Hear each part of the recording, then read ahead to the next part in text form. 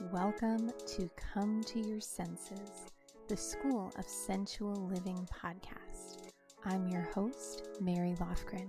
Here, we explore how to live bravely and beautifully through pleasure, mindfulness, embodiment, femininity, beauty, art, and of course, everyday sensuality.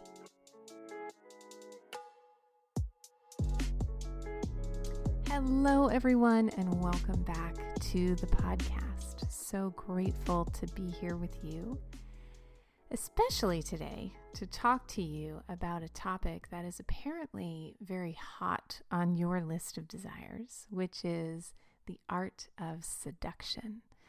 So in my most recent episode of the podcast, I talked a little bit about desire. And at the end, I weaved in a little bit of information around seduction, and I received a couple requests to explore that topic further. And seduction is something very near and dear to my heart. It's how I kind of got my start in this work, is the experience of performing burlesque and having that transform my life so completely, and particularly influence and help me understand this dance that we call seduction, not just with another human, but seduction as an art form and seduction as a lifestyle and a way to interface with my desires, where there is an ongoing continuum of pleasure in their pursuit rather than getting stuck in the attachment to their attainment. And so today, what we're going to delve into is a bit of an amuse-bouche around seduction, a little truffle on your tray, where I'm going to share with you how to expand your understanding of seduction to bring more sensuality, more beauty, more femininity, and more of that essence of desire into your life. I'm going to share 4 key practices and arts to embodying a life of sacred seduction. And you're going to get to hear a story about the birth of sacred seduction that I've actually never ever shared before. And before we do, I always love to start our episodes with a little community gratitude. Today's review comes from Alexandra Pearl. Alexandra says, Mary has an incredibly soothing voice and rich storytelling ability. It is so pleasurable to listen to her advice. She has helped me a lot over the years in the classes she's taught, and I'm so glad she's sharing her gifts with us on this podcast. I always feel reminded of my feminine genius when I hear her warmly embracing words. Alexandra, that tickles my heart, particularly the part about the warmly embracing words. My intent with this podcast and with all of the work that I do is to provide for my listeners an energy and an essence of the sacred pause. So while what I'm sharing with you is educational, it's also really important to me that you experience not just the information, but the essence and the feeling of that warm embrace. So thank you so, so much, Alexandra Pearl. And if you enjoy the podcast and you'd like to leave a review, you can head over to schoolofsensualliving.com/review, and I would love to get to know you better and hear from you.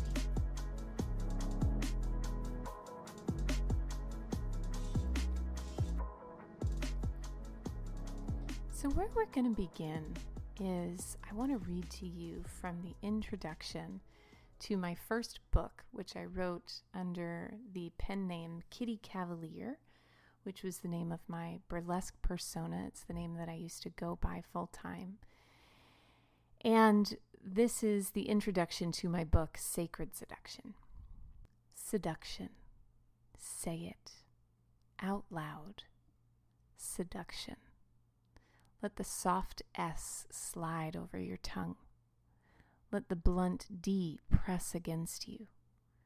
Allow the sharpness of the K to make you blush, and the shun to finish everything perfectly, like a fine glass of port after a gorgeous meal. Seduction is something that may intrigue you, confuse you, anger you, or delight you. Most likely, it does all of that and more. It is a power we have been taught to both fear and revere. We are told it is a manipulative, cunning, sexual way of getting everything you want no matter what the consequences. It is a way of convincing or swaying others to do things they don't want to do, often using their own vulnerabilities against them. Seduction is presented as being dangerously sexy, a kind of irresistibility that can wreck a home or destroy a life. What I am here on this page and on this earth to tell you is that there is a lot more to the story of seduction than what you've been told. Love, sex, and romance is just one square on the Rubik's Cube of seduction. I believe that when we are in love with and approving of ourselves, unimprisoned by our insecurities, seduction is something that happens naturally. When we feel confident in our bodies and are able to flaunt our flaws with pride, we are undeniably magnetic. When we are not needy or dependent on another person's approval to define our worth, we give off an air of irresistibility. Seduction is so much more than a game between lovers. Sacred seduction is like a diamond. At first, what looks like a pretty stone explodes into 1,000,000 prisms when we are willing to hold it up to the light. So that's one of my favorite things that I've ever written, and it really tells the love story that I've experienced with seduction. For most of my life, I felt utterly inept and befuddled by the art of seduction, like it was this secret inner circle that I just didn't get an invite to. And my whole relationship to seduction changed one night when I was at a dance class. And there was this gentleman who I felt a really strong connection to. And we would dance, and it was erotic, and it was alive, and it was amazing. And then he would just walk away. And I would notice that when he was dancing with me or paying attention to me, I would feel supercharged and turned on and infinitely powerful. And then when he would walk away or when he would dance with someone else, it was like that light got switched off. And I kept going back to that dance class as an experiment for how to maintain that light being turned on with or without that stimulus of male attention and male power. And what was so powerful about it was that it was a dance class. So it wasn't a mind game like many methods and theories of seduction are based around. It was a body game. It was how much pleasure could I take out of my own movement solo? How much pleasure could I take from dancing with someone that I wasn't attracted to? And how could I transcend using that person just to prove a point to myself or to make this other person envious or desire me? And instead of using them transactionally, have a deeply intimate, rich, fulfilling, rewarding experience of seduction that opens up my mind and my heart. And so there are a couple of different stories. I shared a little bit about my experience performing burlesque and how, as someone who couldn't even tolerate wearing short sleeves in public because I felt so much shame about my body, the experience of revealing all, literally stripping naked, and having that be my greatest point and experience of power, again, informed a physical experience of this mysterious, delicious, alive energy that we name seduction. And so, how do we practice seduction in our day-to-day life? You might be thinking, Mary, I haven't practiced seduction in 30 or 40 years, or my life is so busy I have no room for seduction. But I would like to propose that actually seduction is an energy that you are a part of and utilizing and at the mercy of every single day.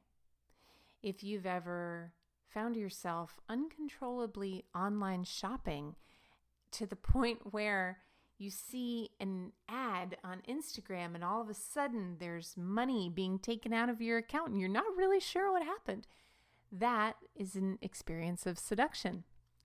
If you've ever had kiddos who were resistant to eating their vegetables and you had the genius idea to arrange 2 carrot chips as the eyes and some broccoli crowns as the hair and little bits of corn as the smile on a plate, you have practiced seduction.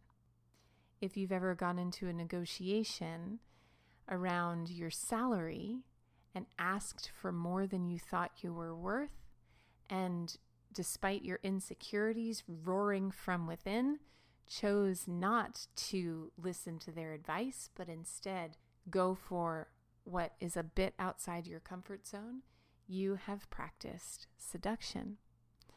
So seduction, again, is more than a game between lovers. It is this dance of you and how you relate to desire. And there are 2 types of seductions, if we want to generalize it. There's the more kind of dark side of seduction, where you find someone's pain points or you find someone's vulnerabilities, and you use that information to exploit their survival instincts to control an outcome, i.e., the advertising industry. Advertising, all it is seduction. And there is a deeper experience of seduction, what I like to call sacred seduction, which is this practice of attraction through authenticity. So I'm going to say that one more time. Sacred seduction is simply the practice of attraction through authenticity, where it's not about how well you can costume the mask that you show to the world to trick someone into behaving how you want or changing how you want or doing what you want. But it's actually about taking that mask off, showing who you authentically are, and trusting in your powers of attraction. When we talk about this archetype of the seductress, the superficial definition is usually a mysterious woman seated at a hotel bar, wearing seamed stockings and a trench coat with nothing underneath, sipping a martini, getting ready to steal your husband or your wife or your partner. And I would invite you today to look a little bit deeper into not just the stereotype of the seductress, but the archetype. A woman whose desires are uninhibited. A woman whose powers of magnetism are unleashed. A woman who is conscious and confident in her own powers of attraction. And so in every person lies this inherent power of seduction. And so how do we harness and utilize this power for good? And when I say for good, I don't just mean to get what we want and what's on our list of desires, but I mean to help move our planet and our culture towards a more inclusive, more liberated, more loving experience of human relatedness. And there are 4 truffles on this tray of ways that you can play with and begin to explore this energy in your own life. So, truffle number 1 comes from a quote from the prolific seductress Mae West. Actually, there's some debate around the true author of this quote, if it was Gypsy Rose Lee, Mae West, or someone else entirely. But it's an age-old piece of wisdom which says that anything worth doing is worth doing slowly. The energy of seduction is this beautiful dance of tension. And the number one, I'm not going to say what I want to say. It begins with a C and ends with a block. But the number one block to this energy of polarity and tension is a vice grip of agenda and timeline. And I remember one of my first dips into the world of seduction was in a class with one of my teachers, Veronica Varlow, who's also a burlesque performer. And she was teaching us about walking. And she was saying that this kind of old paradigm way of articulating power is to be the fastest, to be the smartest, to be the one who can get things done in the shortest period of time. And she gave the example of when you're walking down the street in New York City and everybody's going 80 million miles an hour, but there's one person who's snaking her way through the crowd at more like 10 miles an hour, taking her pleasure from every step. Which are you more likely to be magnetized towards? And so when it comes to harnessing this power of magnetism and conscious attraction, physically slowing yourself down to savor the journey of a peach from your hand, traveling all the way to your lips, traveling into your mouth, traveling down your belly before taking another bite, is just one way that you can practice embracing and embodying this energy of slowness as a different source of power. Truffle number 2 comes from my other burlesque teacher, Joe Weldon, founder of the New York School of Burlesque. First fan dance lesson I ever did with Joe. What I remember the most about that experience was her saying, whatever your flaws are, flaunt them. And so kind of the second inhibitor or block to your natural seductive energy is the energy of self-doubt and self-criticism. And I remember in the movie Frida, which I saw 7 times in theaters when it first came out because I was so beguiled, there's a scene where Frida meets Diego, her future husband's first wife, Lupe. And it's a scene where Diego is completely surrounded by a flock of women. And they are reflecting on how he doesn't take on the shape and appearance of a real Casanova. And yet he has this undeniably magnetic pull. And Lupe says in the movie script, it is the way he finds beauty in all your imperfections. And so an exercise to try the next time you find yourself criticizing your body is to look at your body through the eyes of an artist, perhaps a very avant-garde artist, not a mainstream symmetry-seeking kind of artist, but instead an avant-garde artist, somebody who's a little more downtown, who craves not just the mainstream, and to look at the curve of your thighs, or perhaps the dimpling of your skin, or the uneven texture, or the shape of your breast, like a heavy fig dangling off the tree, saturated with syrup, waiting to be plucked. And so looking through the eyes of someone who sees beauty in imperfections can help you to redefine what you see as a source of your power rather than a reason to hide. Truffle number 3 to play with this energy of seduction is to enjoy the art of restraint. So I'd like you to try a little exercise, which is that the next time you receive an alert, like a ding on your phone, I want you to take a pause and wait a few beats before you pick it up. And it could be on your computer, or it could be somebody calling your name from elsewhere in the house, like one of your little ones. And begin to explore, what is there for me to discover when I give myself the luxury of a pause? And perhaps you may want to experiment with this energy of when you sit down to dinner, before you pick up your fork, taking a pause to allow yourself to salivate.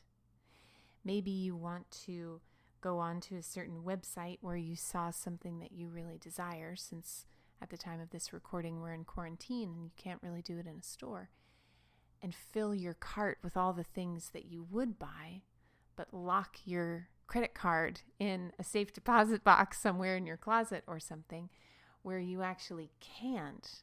All you can do is want.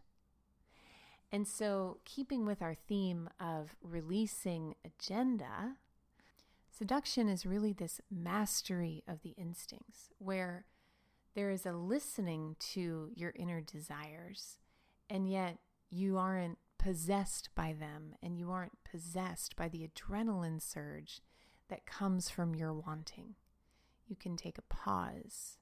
You can linger in your wanting. And so there are dozens of ways that you can play with this energy, but I'll just say that there is little in life that is more intoxicating and alluring than someone who wants but doesn't need. And the final truffle on the tray is exploring in your everyday the art of tease. So one night when I was married, and this is another story influenced by Veronica Varlow, who has an epic story about scavenger hunts that she set up for friends and lovers. I set up a scavenger hunt for my husband, and I told him to meet me at a certain bookshop in the village. This was when we were living in New York. And when he arrived there, I said, "Look at the crack in between the stone walls to your left." I sent him a text message. And inside that crack in the stone walls was a little letter that I had deposited, instructing him to go inside the bookshop and find a certain book and look at this book of poetry and extract his favorite poem, and then to text a mystery number to find out his next steps. And I led him on a number of different kind of stops on the route to where he would eventually find me at this beautiful underground, you go down these basement steps, and all the light bulbs in this bar were red. And there I was wearing a blonde wig, just really enjoying myself and really enjoying the tumescence. Tumescence is another way of saying arousal, and particularly that kind of arousal that comes from really thoroughly enjoying the anticipation. So we all know the adage, it's not about the destination, it's about the journey. I was really enjoying the journey that he was going on, and I was enjoying being the destination. And we had a lovely evening together.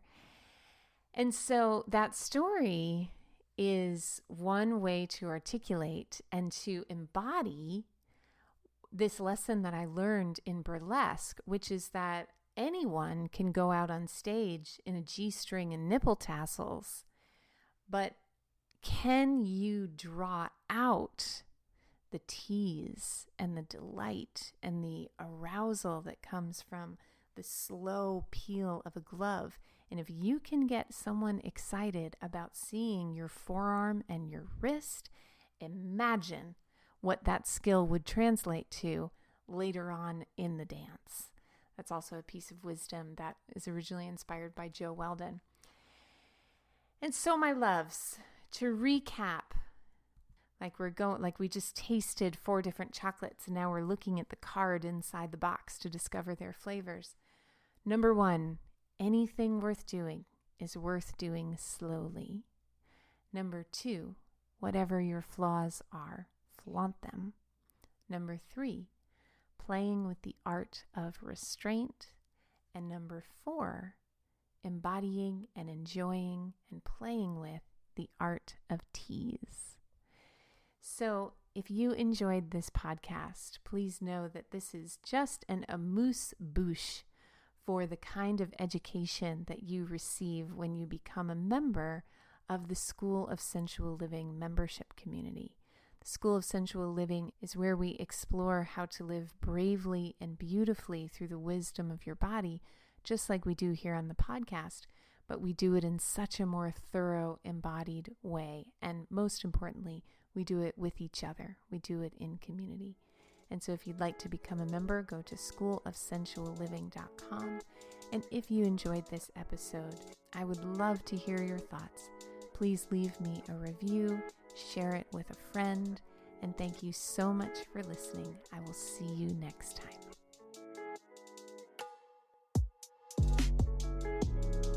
For more tools, inspiration, and community in the art of sensual living, head over to schoolofsensualliving.com. There you'll find a free course in how to embody genuine confidence through the secrets of powerful feminine body language. Go to schoolofsensualliving.com/confidence to check it out today.